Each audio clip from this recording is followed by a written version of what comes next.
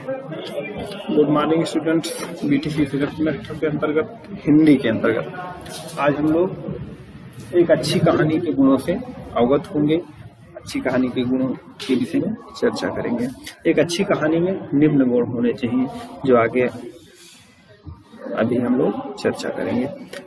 पहला, एक अच्छी कहानी वही मानी जाएगी जो वार्तालाप या संवादित हो।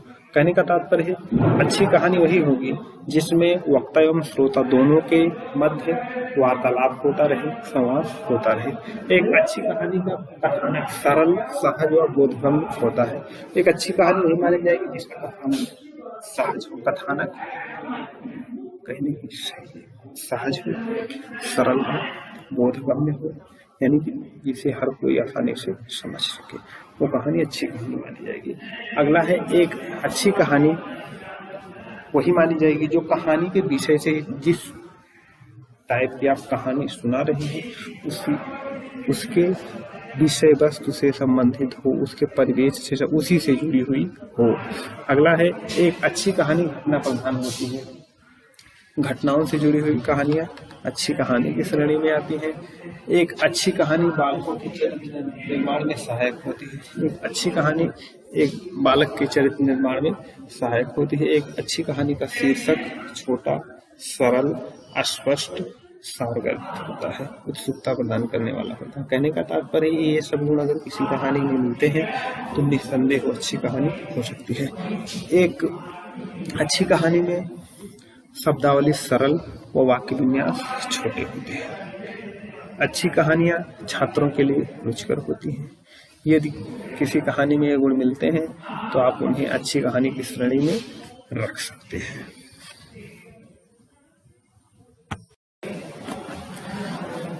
अब अच्छी कहानी के गुणों को जानने के बाद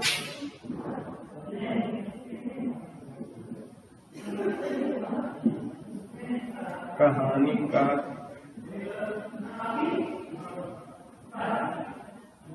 वर्गीकरण। कहानी रचना शिक्षण की दृष्टि से कहानियों को निम्न भागों में विभाजित किया गया है। नंबर 1,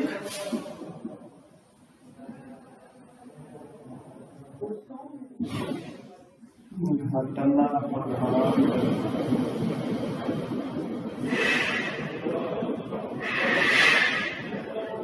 कहानियां। पहला है घटना प्रधान कहानियां। नंबर 2,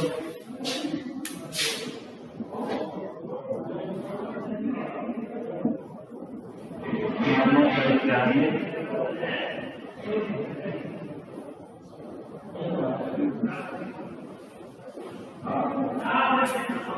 भाव प्रधान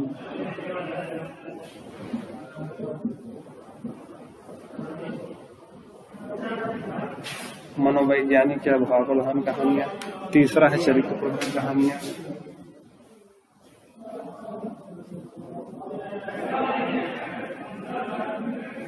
चरित्र प्रधान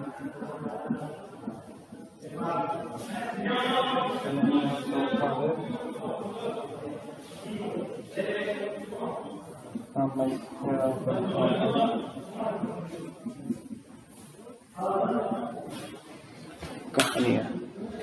कहानी रचना शिक्षण की दृष्टि से कहानी को 4 भागों में बांटा गया है। पहला है घटना प्रधान कहानियां, दूसरा है मनोवैज्ञानिक या भाव प्रधान कहानियां, तीसरा है चरित्र प्रधान कहानियां और चौथा है समस्या प्रधान कहानियां।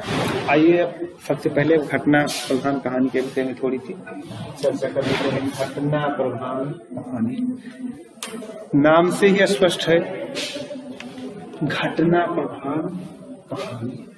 जिस प्रकार की कहानियों में किसी भी प्रकार की घटनाओं का वर्णन होता है उसे हम घटना प्रधान कहानी कह सकते हैं सामान्य रूप से। इसके नाम से ही पता चलता है कि इन कहानियों में किसी न किसी प्रकार की घटनाओं का ही वर्णन होगा, चाहे वो घटना क्रमवार हो या फिर बिना क्रम के हो। यानी किसी भी घटना का यदि हम वर्णन कर रहे हैं तो घटना प्रधान कहानी कहलाएगी।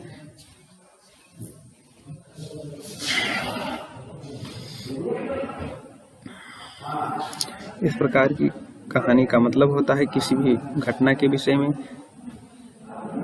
क्रमवार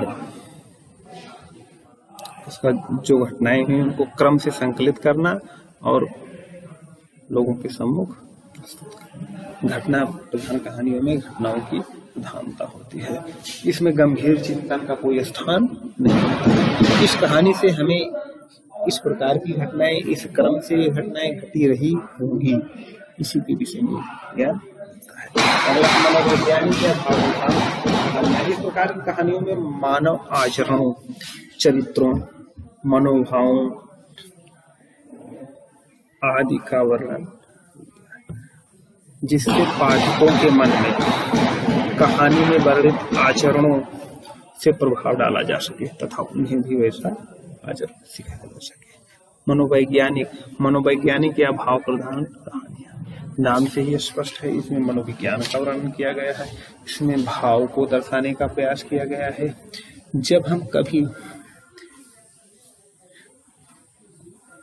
किसी भी भाव की कहानी पढ़ते हैं, जैसे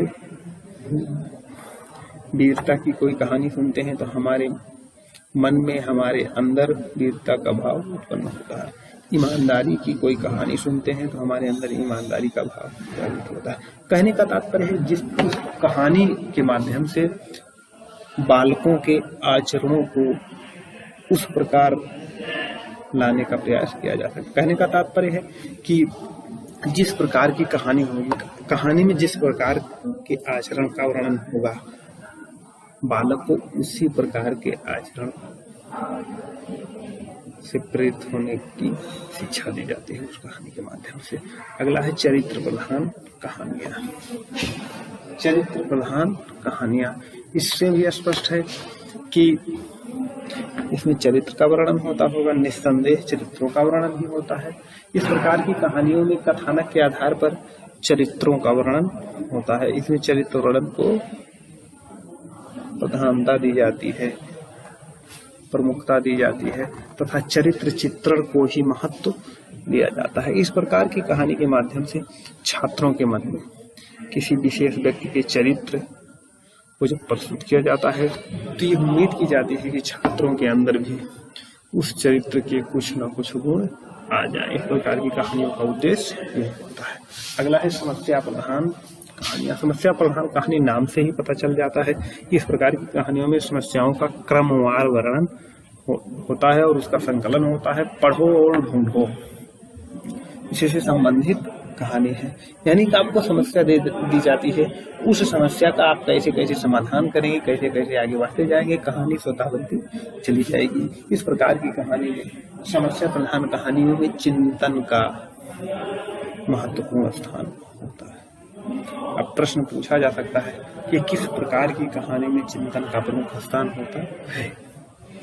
तो समस्या प्रधान कहानी में चिंतन का प्रमुख स्थान होता है और किस प्रकार की कहानियों में चिंतन का कोई स्थान नहीं होता है, तो घटना प्रधान कहानियों में चिंतन का कोई स्थान नहीं होता है, इसमें घटनाओं का ही वर्णन होता है। इसके बाद आगे कहानी के महत्व के विषय में करेंगे।